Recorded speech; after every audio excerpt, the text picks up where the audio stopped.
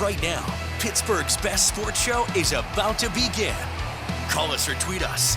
We've got things to talk about on the Ireland Contracting Nightly Sports Call. All right, thanks a lot, Jess, and thank you for tuning into the Ireland Contracting Nightly Sports Call. I'm Rich Walsh. I'll be joined by Chris Mueller in a matter of moments at the 93.7 The Fan Cam, and we're taking your phone calls tonight at 412-575-2600 is the number, and obviously the hot topic, as it is every night, is the Steelers. It's a big game for Aaron Rodgers, prime time against his former team, and an underdog against his former team. The Steelers are a 3-point underdog at home against the Packers. I actually think the Steelers are going to win this game. I'll give away my prediction right now at the top of the show. I think the Steelers win this game. I don't know about you, Chris, but I have a good feeling. As much as Aaron Rodgers said to us yesterday that it wasn't a revenge game, there is something to it. No question about it. Maybe not it's revenge, but you want to beat your old employer for sure. You want to beat them, no doubt, if you're Aaron Rodgers, but I don't think there's the animus there towards Green Bay where he made very good memories and won a Super Bowl. Not that we need to be reminded of that here. For almost 20 years. I think there was animus with the New York Jets, given the way that tenure ended and the fact that he flew across the country for them to say, yeah, we don't want you, go away. You see how the Jets with Woody Johnson this week treat their quarterbacks as they're on the team. Woody Johnson just crushing Justin Fields. So I think this is more of an emotional game for Rodgers. I don't think it's a I want to prove you wrong game. I'm sure he wants to win it. The Steelers could use a win after what happened last week, but I think it would be also, Rich, a lot more of a tug at the heartstrings situation for him if the Steelers were the road team heading into Lambeau Field. I do think the fact that the game is here and not there makes a big difference in terms of maybe lowering the emotional temperature for him and the potential for him to maybe get caught up in the moment. I know we have a long way to go, but there's been a lot of talk, and I heard it on the Fan driving into work today. There's a lot of speculation that maybe Aaron Rodgers might want to play another season. I know he's never ruled it out, but we all assumed this would be his last year, signing that one-year deal. But, I mean, you can't rule out him coming back next year. But I think if he does, the only way he's coming back is if the Steelers have some kind of, I would say, I don't want to say a great season, but a really good season, maybe win a game or two in the playoffs, and he feels like they're close to doing something special next year. If they win 2 games in the playoffs, assuming that they don't get the first-round bye, which I don't think they would, although that isn't completely off the table, they'd at least be in the AFC title game. And then if he was playing as well as he would probably need to play to get them to an AFC title game, I feel like it would be hard for him, even knowing at his age that it's hard to come back and do it again the next year. It would be hard to walk away, and you'd almost be left with this feeling of unfinished business, like we got so close. I don't think anything like that is going to happen, but Rich, he's on pace right now to shatter easily the Steelers' all-time single-season touchdown record by a quarterback. Ben Roethlisberger has it, and it's 34. Rodgers is on pace for something like 40, maybe 41 right now with 14 through 6 games.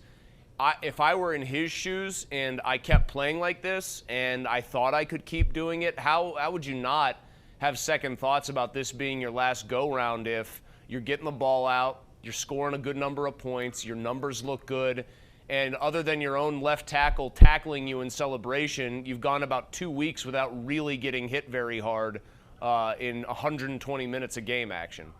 And, Aaron Rodgers is a smart guy. He knows how many touchdowns he has, and I'm sure he knows what the record is for the Steelers, and he knows who has it. And I'm sure he'd want more than anything to surpass that record by Ben Roethlisberger. I think that Roethlisberger, well, it's funny. I don't think Rodgers necessarily is going to sit there and go, ooh, I want to upstage Ben Roethlisberger. And I think it's pretty well established that Roethlisberger, for his part, holds Rodgers as probably one of only 2 quarterbacks, maybe 3, if you, I guess, count Peyton Manning as being from Ben's era too. Yeah. But 3 quarterbacks from his era, Peyton, Brady, and Rodgers, who he considered to be above his level. We know he asked for Brady's jersey once. We know he probably respects Manning because Manning's got 5 MVP awards and everything else. I think Ben really respects guys who played the game with immense physical gifts. And Rodgers, even though he's not the biggest guy in the world, you can make an argument he might have had the most physical tools in the toolbox to play the position well of almost anybody. All right, another big game here tonight. The Penguins beat the defending Stanley Cup champs, Florida Panthers, 5-3. They're 6-2 right now. Are you a buyer? I mean, they're looking pretty good. They're playing the right way. They got, some veteran players, and obviously Sidney Crosby. Got some youngsters, though, helping out, too, guys like Ben Kindle. I saw somebody tweet this to me, and I apologize for not remembering who said it to give them credit, but they said something very simple, and it's 8 games in. You're not technically even 10% of the way into the season, but add a couple of young guys and a couple of really good old guys and actually put a system in place that people are largely adhering to, and you maybe have something. I still have major concerns about the blue line depth, really, and Clifton was awful tonight for the most part. Yeah. Still have concerns about the goaltending. You got the good and the bad of Tristan Jarry, a lot of the good down the stretch to keep that game at arm's length. And they got pushed back on their heels, I thought, for the last 30 minutes of the game, Rich, because I think they were expecting a push from the 2-time defending champs, and that maybe took a little of the bite out of what they did for the first half of the game. But fact remains, they beat them. They beat them by 2 goals. That's impressive. Am I buying it long-term? No.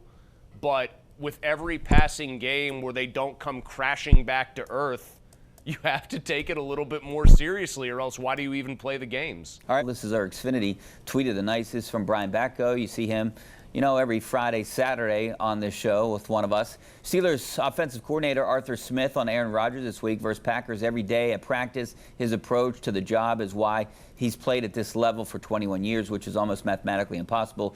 You talk about an outlier. And I talked to a couple guys in that locker room, over the last few days, more than a couple, and I asked them about, does it feel any different for Rodgers? Can you sense that this is a game that you have to win for him? And they all told me no.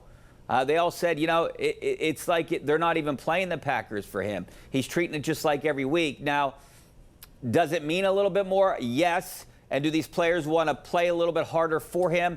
Yes. But, most of them told me they couldn't tell. Yeah, I think he's, like I said, Rich, to start the show, I think it would be a lot more emotional if they were going on the road to Lambeau for him, to the place where he played so many games, made so many memories. I think there's going to be extra stakes here, but I do think he is largely going to handle this one like it's not another game, but like a pro. I think he wanted that Jets game. I think if we're scoring who he wanted to beat more, believe it or not, it would be the Jets, even though he never really did anything there. I just think he's a guy who I think does not like to be treated like he doesn't matter or that he's not good enough. And the Jets were the team that treated him like yesterday's news or like old trash and threw him out to the curb. The Packers, I know that they drafted Jordan Love, and he might have taken that as a slight, but he won 2 MVPs after Love was drafted. So I don't think there's as many hard feelings there because he made a lot of money as a Green Bay Packer. He had a lot of success. I think he absolutely wanted to take the Jets behind the woodshed and beat them, and they needed every bit of his play in that game, as we all know. Yeah, no question about it. Then they're going to need every bit of his play, I think, this Sunday as well, prime time against the Packers. There's our Penn West University question of the night. Just scan that QR code. Do you feel good about the Penguins after the hard start? Most of our viewers are saying yes, 85% compared to 15%. Let's see what Eric has to say out in Jeanette. What's up, Eric? Hey, Rich. Hey. And thanks for taking my call. I got Penguins fever, Rich. Oh, do you? I still have Bucko fever.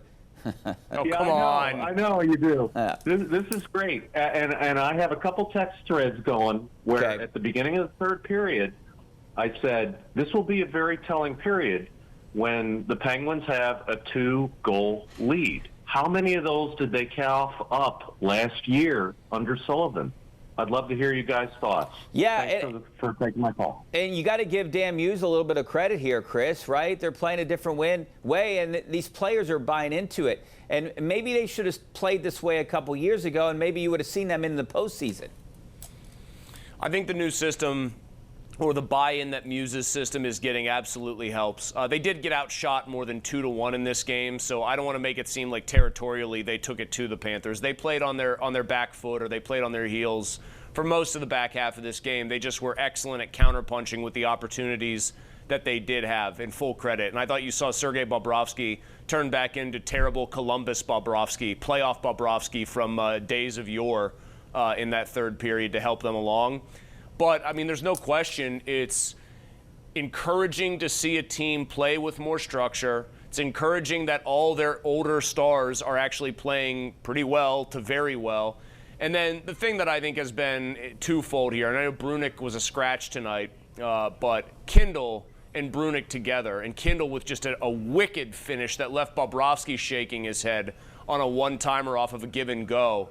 When you have two teenagers, like, you want to talk about whatever kind of a rebuild they're truly trying to do, if you want it to accelerate and have any chance of looking like what the Capitals basically did, where they just turned it around on the fly, you've got to have a couple players like that hit early and be precocious and be surprise excellent players or very good players at a very early time period.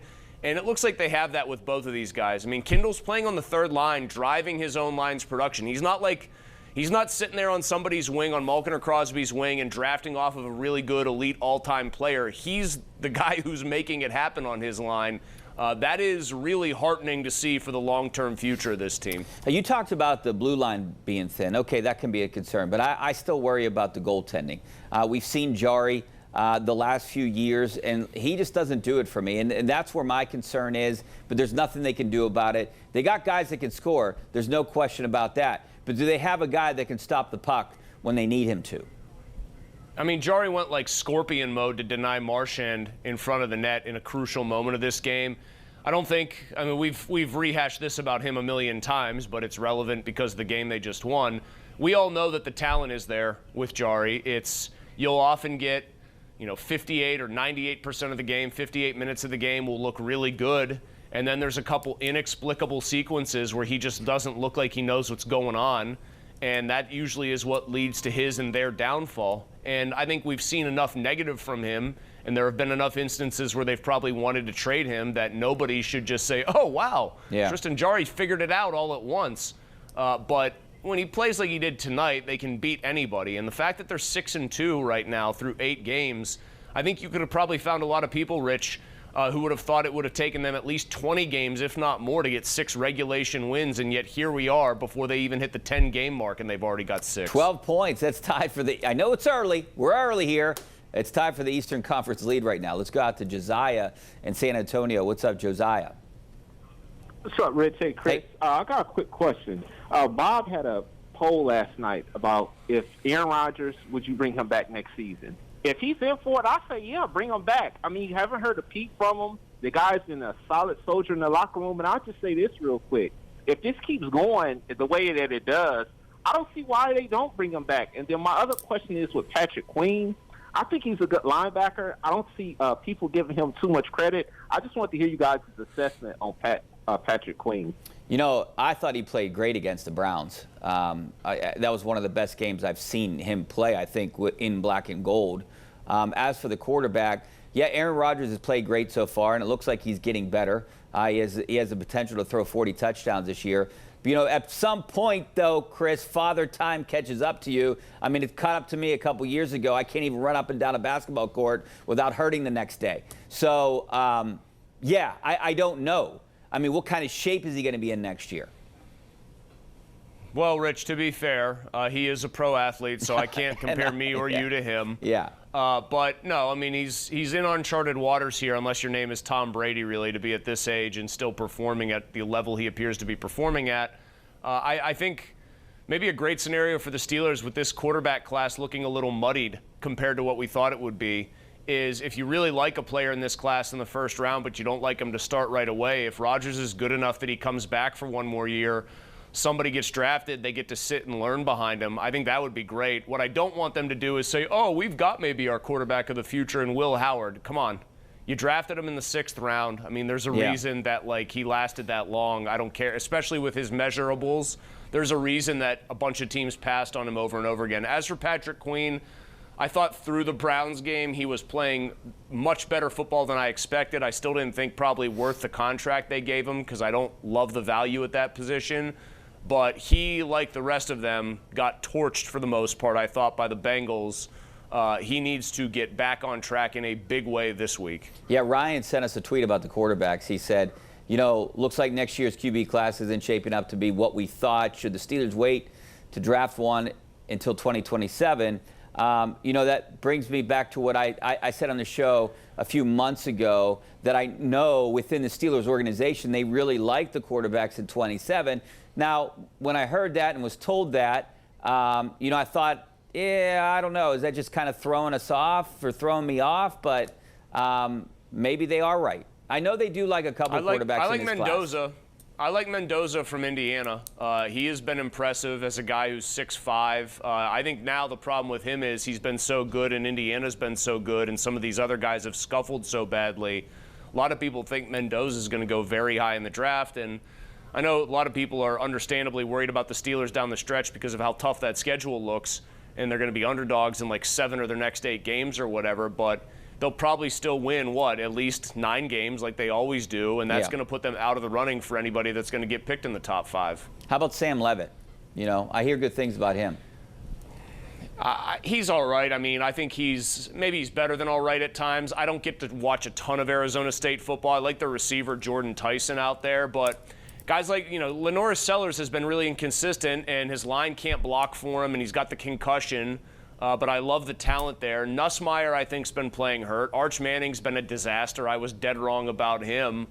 Mendoza seems to be the guy, though, that's gotten to the top of the list, along with, Dante Moore from Oregon. So the problem with this is it's always the names people have in their minds at the start of the season. If they're not the names that are showing out by the end of the season, it's a hard thing to reconcile for a lot of people. I agree. We're out of time, Chris. Yes or no, do the Steelers win Sunday night? No, they don't. No. Packers win. I say yes. 24-16. I got 28-24 Steelers. Thanks a lot, Chris. And if you want to get your opinion heard, don't forget to tune in to the Ireland Contracting Nightly Sports Call tonight at 10:35 on KDKA+. So give us a call at 412-575-2600. We do it every night after the 10 o'clock news. For CBS News Pittsburgh, I'm Rich Walsh.